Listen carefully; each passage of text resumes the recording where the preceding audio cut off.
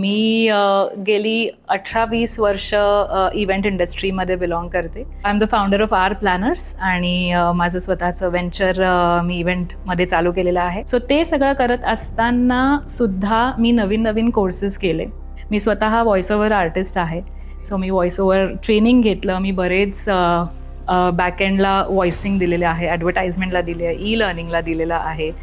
So along with that मी बरंच सारं अँकरिंग केलेलं आहे. मी कॉफी विथ बिझनेस माइंड्स म्हणून यूट्यूबवर एक एपिसोड यायचे ज्याच्यामध्ये मी इंटरव्ह्यूज घ्यायचे. So I would just want to say that I kept going and consistently I learn new things and that's where I am here today in front of you.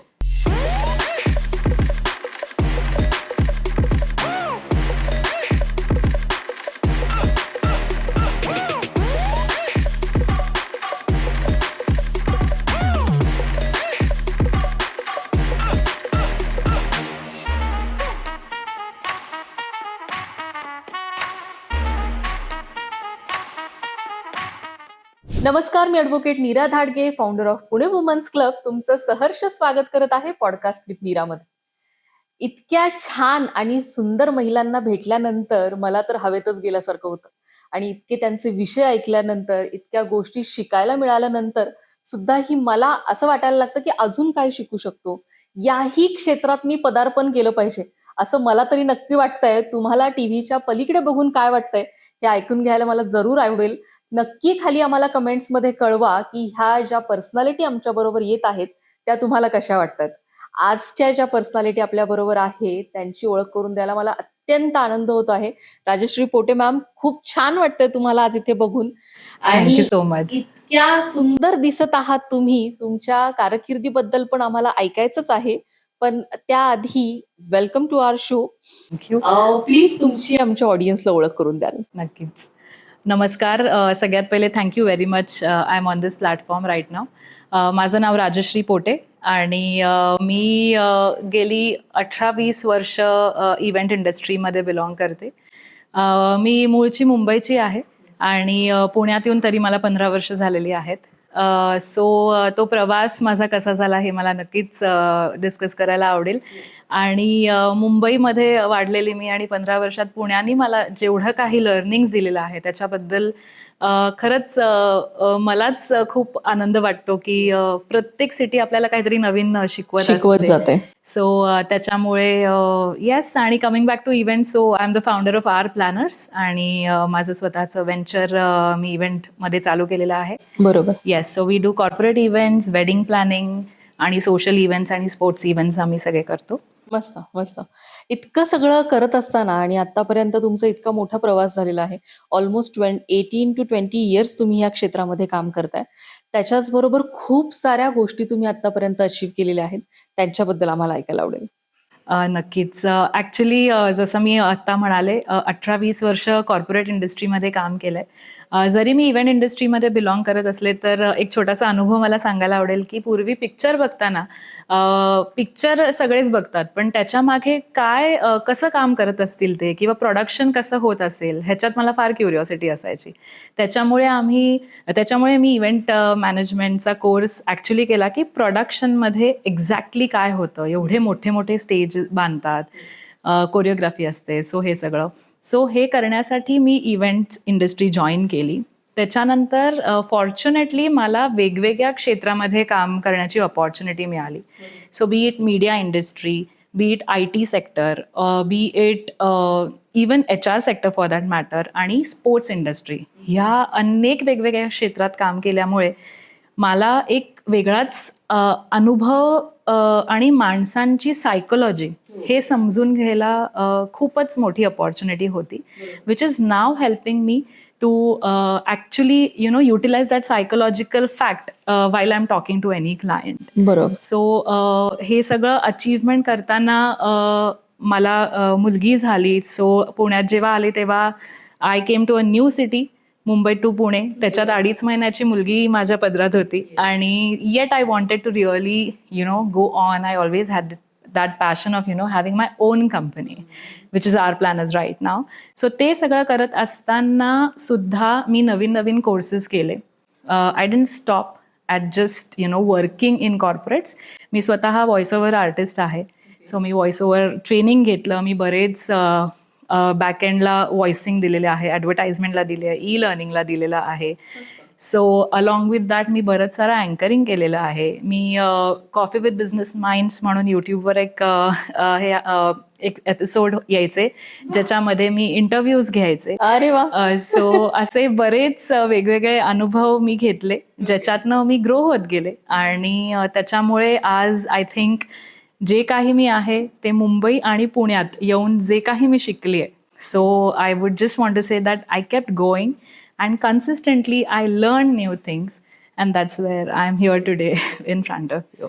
मी नेहमी सांगत असते आमच्या महिलांना किंवा सगळ्यांनाच रादर की तुम्हाला जर नेटवर्क वाढवायचं असेल तर तुम्हाला नक्की नवीन नवीन गोष्टी शिकणं महत्वाचं आहे. तुम्ही एक अजेंडा घेऊन जाणं त्याच्यापेक्षा तुम्ही शिक्षणासाठी जाणं हा खूप मोठा वेगळा तुम्हाला एक नम्रता देतो करेक्ट. माणसाला, जो ज्या नम्रतेमुळे समोरचा माणूस तुम्हाला खूप साऱ्या गोष्टी शिकवणं किंवा देऊन जाणं ह्या गोष्टी त्याच्यामध्ये घडतात. ते तुम्ही खूप छान पद्धतीने यूज केलेलं आहे असं मला इथे बसून जाणवतंय.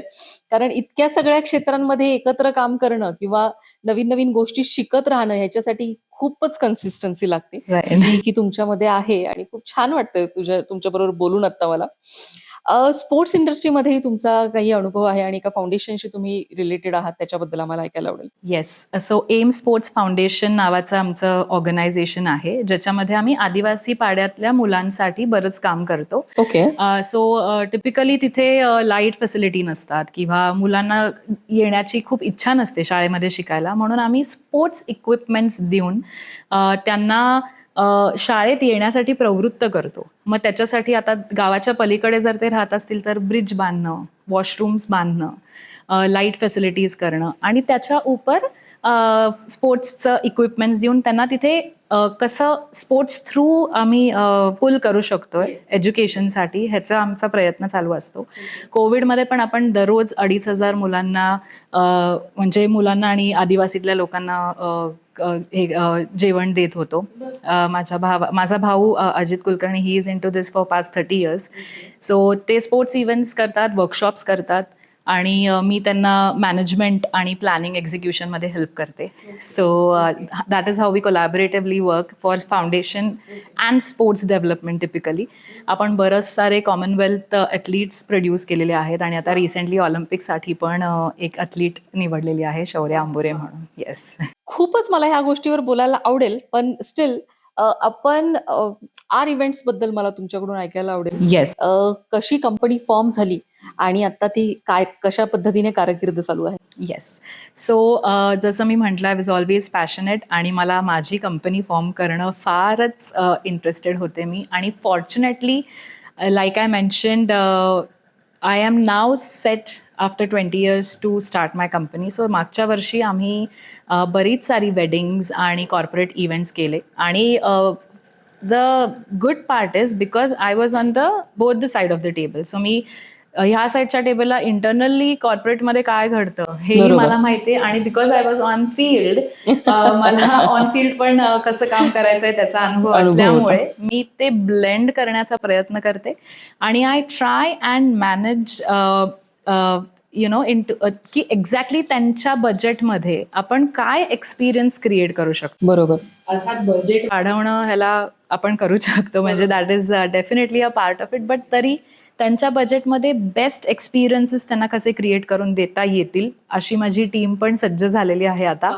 Fortunately, in a year's time, I am working with 5 beautiful ladies again, and they are all passionate women who had, who couldn't probably work in their earlier days, but then now we are together and we are doing a really good job. आमची आता recently website पण येणार आहे आणि ती पण एका female नीच केलेली आहे. म्हणजे it is nothing against men, पण I feel good that I am able to participate and get them at work and contribute. Yes. कारण खूप वेळा आपण पाहतो जिथे एखादी महिला उभी राहते ना, त्याला खूप आर्टिस्टिक वे येऊन जातो. खूप वेळा फक्त या एकाच वेनी आपण पाहायचंय असं न करता ती स्वतःच त्याच्यामध्ये प्राण ओतण्याचा प्रयत्न चालू असतो आणि तिथून काहीतरी सुंदर तयार होतं असं मला वाटतं. येस. फक्त ते ओतायचंय हेच आपल्या महिलांना कळत नाही. तो एक आपला हे आहे. आपण एका शेवटच्या पार्ट पर्यंत येऊयात. येस. खूप छान तू स्वतःला कॅरी करतेस आणि इतक्या लोकांबरोबर काम करतेय. मला खूप वेळा ऐकायला मिळतं, महिलांबरोबर काम नाही करू शकत किंवा तिच्या बरोबर मी हे नाही करणार, पण तू 5 महिलांची टीम उभी केली, जे की एक कॉन्ट्रॅक्ट बेसिसवर आपण जी काही कामं देतो ती तू खूप साऱ्या महिलांना आता सध्या प्रोव्हाइड करते आहेस. आणि हे सगळं करत असताना तुला कशाचं मोटिवेशन आहे किंवा काय असं आपल्या महिलांनी केलं पाहिजे जेणेकरून त्या राजश्री बनू शकतील? राजश्री बनावं असं डेफिनेटली मी म्हणणार नाही, पण मला हे एक जरूर सांगावं असं वाटतं की माझ्या प्रवासामध्ये जसं प्रत्येक महिला आईचा रोल प्ले करते किंवा वाईफ, आणि लग्न झाल्यानंतर जेवढ्या काही गोष्टी थ्रू जाते, त्याचबरोबरीने अर्थात फॅमिली सपोर्ट असणं ही तितकंच महत्वाचं असतं, जे की फॉर्च्युनेटली मला मिळालं. बरोबर. आणि त्याचबरोबर जेव्हा सेल्फ प्रोक्लेम्ड पुश जो लागतो ते फार महत्वाचं असतं, कारण प्रत्येक स्टेजमध्ये आपल्याला डेफिनेटली कुठेतरी पुल बॅक झाल्यासारखं वाटतं किंवा we start doubting our self. जे जरी झालं तरी कायम काहीतरी करत राहणं, पुढे बघत राहणं, आणि शेवटी आळस हा फार इझी आहे किंवा just sitting at home is very easy, पण pushing yourself at the same time and being consistent, courageous and believing in yourself is very very important at every step. मग तुमच्यावरती फॅमिली आणि other people believe करो ना करो, you have to believe in yourself and stand for yourself. So काहीतरी नक्कीच स्वतःसाठी करावं. फॅमिली सपोर्ट असो नसो, जसं मी म्हटलं फॉर्च्युनेटली मला होता, पण देर आर पॉसिबिलिटीज, पण still you have to stand for yourself in any walk of life असं मला वाटतं. आणि एक नेहमी ध्येय आयुष्यात असावं. मुलं, फॅमिली हे आपण सगळ्यांसाठी करतोच, पण स्वतःसाठी काहीतरी करणं हे फार इम्पॉर्टंट आहे. आणि त्याच्यातनं जो तुम्हाला आनंद मिळतो ना, तो अनुभवणे इज व्हेरी इम्पॉर्टंट. बरोबर. कारण जोवर तुम्ही ती गोष्ट करत नाही तो अनुभव तुम्हाला मिळणार नाही. बरोबर. राईट. खूप वेळा आपल्या इथे असं होतं की नाही जमणार किंवा तू नाही करू शकत किंवा हे का करायचंय तुला, म्हणजे करायची छोटीशी गोष्ट असते पण ते का करायचे ह्याचे विचारणारी लोक खूप असतात. पण त्याची उत्तरं देण्यापेक्षा आय गेस ते करून दाखवलेलं खूप सिम्पल गणित असतं. अगदी. आणि जर का तुम्ही ते करून दाखवलं तर मग लोक आपोआप विचारायची बंद होतात की तू ते का करतेय बाबा. ऍब्सोल्युटली. हे खूप वेळा खूप उशिरा कळतं असं मला वाटतं.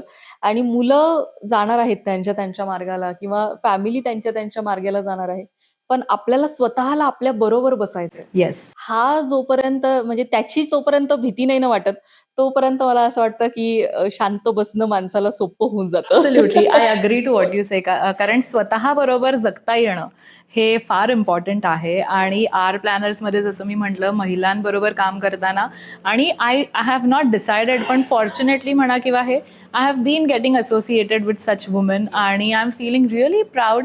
It is nothing against men, because घरचे जे मेन असतात तेच आपल्याला इवन साथ देत असतात. बरोबर. पण एक स्वतःमध्ये जेव्हा बिलीफ असतं तेव्हा they will start believing in us. त्यामुळे ते एक मनात ठेवणं फार गरजेचं आहे.